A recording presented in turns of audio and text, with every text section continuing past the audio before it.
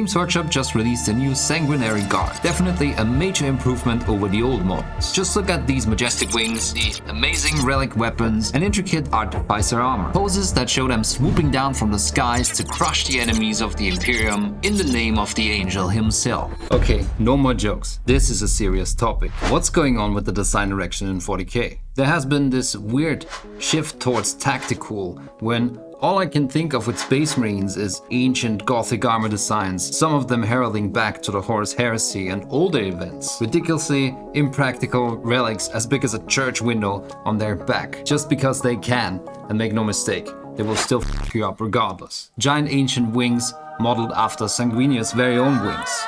But instead, we get flaps. The Sanguinary Guard is such an iconic part of 40k lore, and I could not leave them in this miserable state. I wanted to convert them into the intimidating presence on the battlefield they deserve to be. As always, I started to assemble as much of the base model as possible. The monopose approach to most of the new Warhammer minis just leaves you no other choice really before thinking about what you can change. One thing I did right away was to get rid of the base detail because I knew this was not enough to really make it look like they are soaring over the battlefield, ready to advance and strike. I always found these shin guards really uninspired. The design just didn't look right, so I simply covered up these grooves and sanded everything flat. I prepared for the Blood Angel release by printing some of the Crimson Lord bits that Great Tide Studio just published. I already used their bits back when I wanted to make my Dark Angels more gothic, and they would help me realize the vision I had for these Sanguinary Guard models too.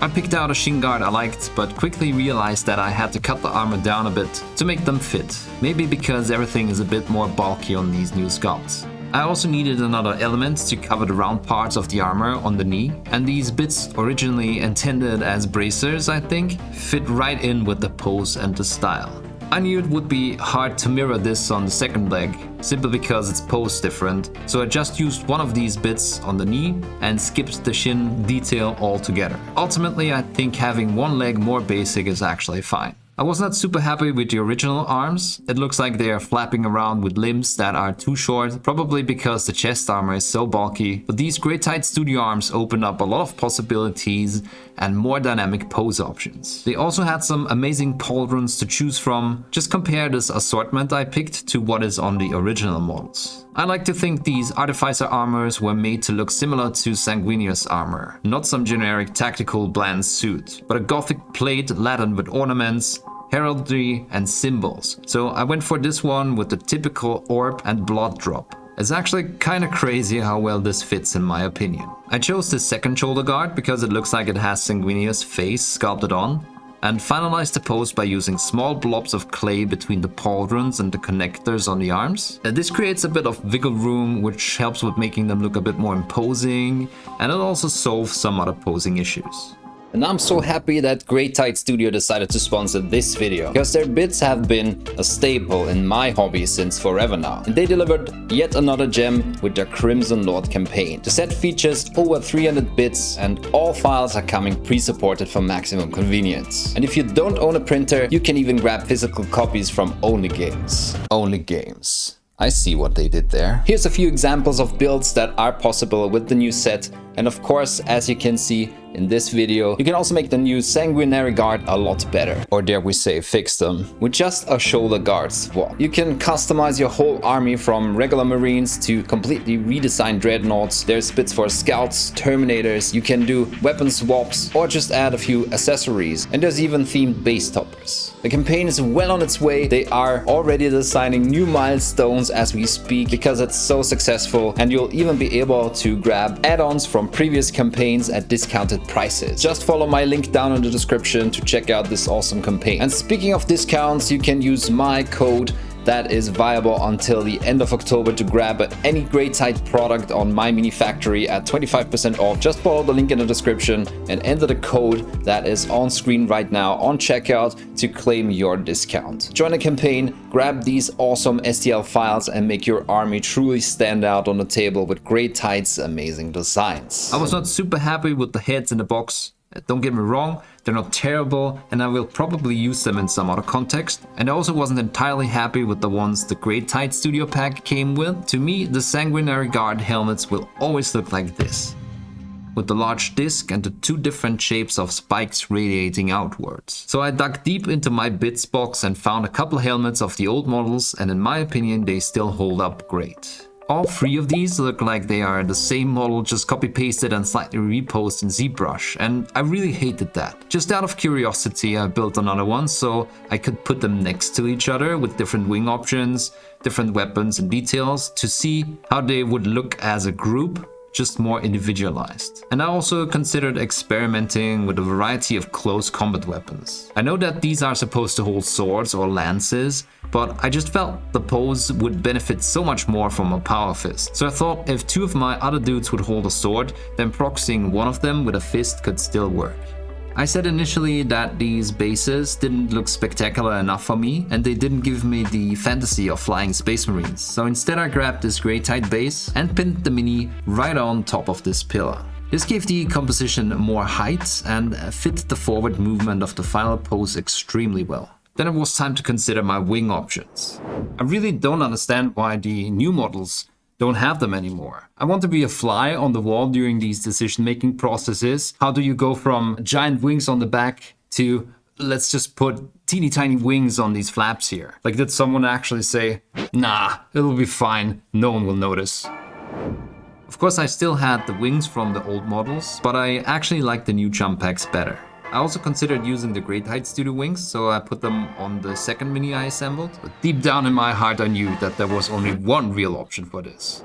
To be able to use the Prosecutor wings and the new jump packs, I had to fiddle around a bit. Of course, I cut off the silly flaps, but I also made the balls of the exhaust ones smaller so I could fit the jet engine type parts on there. This would look like the propelling jets were mounted on a ball joint so they could actually move and you'd be able to use them to navigate. And I could just mount the wings on the side of the jump pack where I simply got rid of the rest of the sculpt. After gluing the jets to the ball joints, I cut the wings down to where only the hinges were left over. Originally, I thought about just keeping the mechanical parts and wanted to cut off the energy-like extensions, so it would just be the feathers showing, and I think this could still work, but by keeping the extensions, everything would just look so much more majestic, so I went with it and pinned everything together.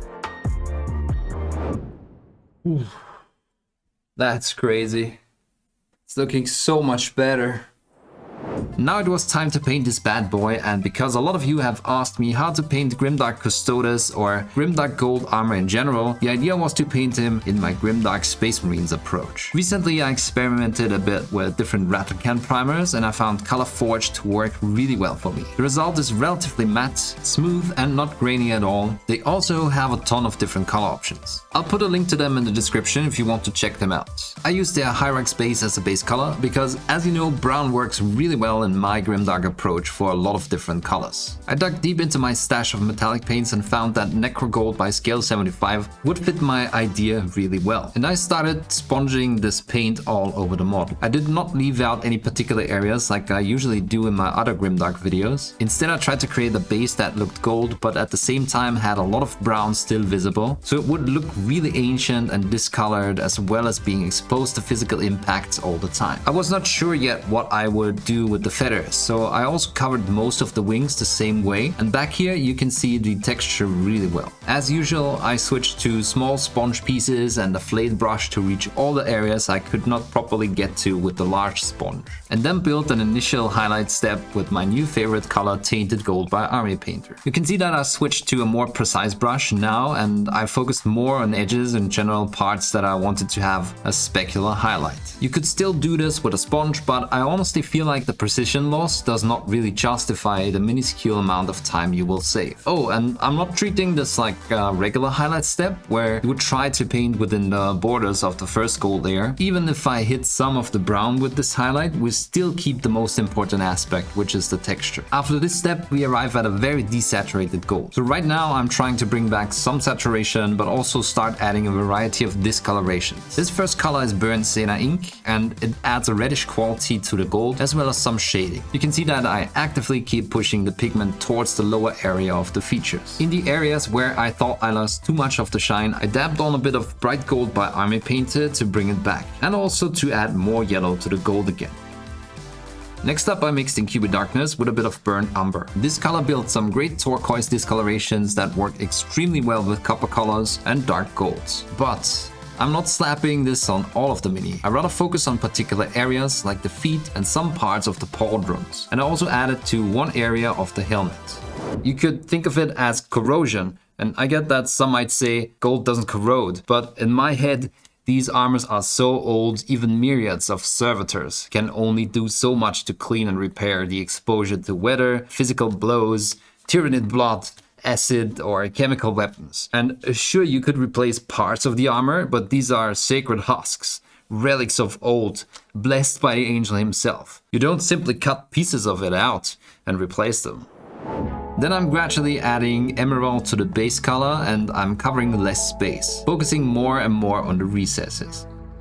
And for the last layer, I used this verdigris color simply because it's a great premixed tone. You could just add white to the emerald instead, and I touch up these very recesses with it until I'm happy with the result. Once I was happy with the armor, I touched up all the gemstones with black and built some red main color back up, especially in this orb on the shoulder, moving into brighter reds and oranges, eventually painting the black drop of blood and putting an outline around it, followed by some bright reflections with gray and finally white at the top. If any of this is too fast and you would like to see more and longer tutorials for these steps that follow, you can join my Patreon at the video level supporter and I will put them there in the next few days. I wanted the loincloth to be reminiscent of Sanguinius 2, so instead of painting it like cloth, I went for a piece of fur. My base color was tall red ochre mixed with black and then washed over it with a skin color to add variety. Then I gradually added some ice yellow to the base mix and built brighter layers, using mostly lines so I could build the illusion of fur even more. For the last highlight I used ivory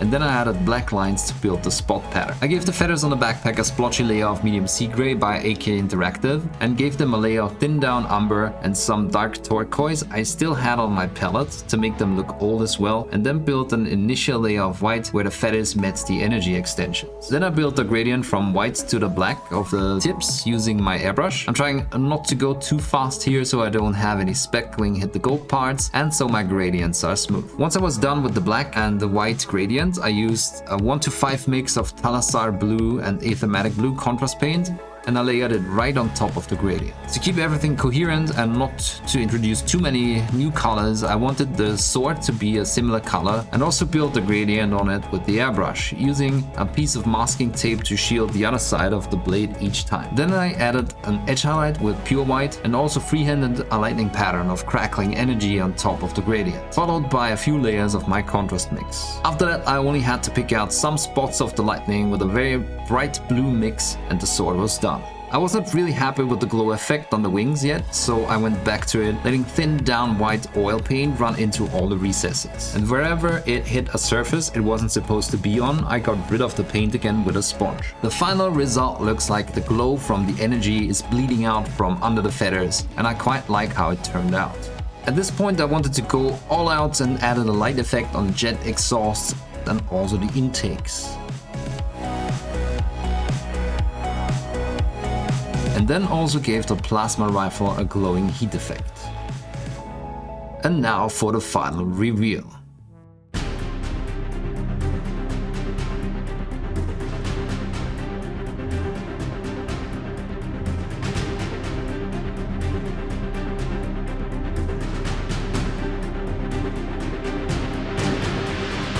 I kinda wish Games Workshop would take 40k into a more gothic direction again.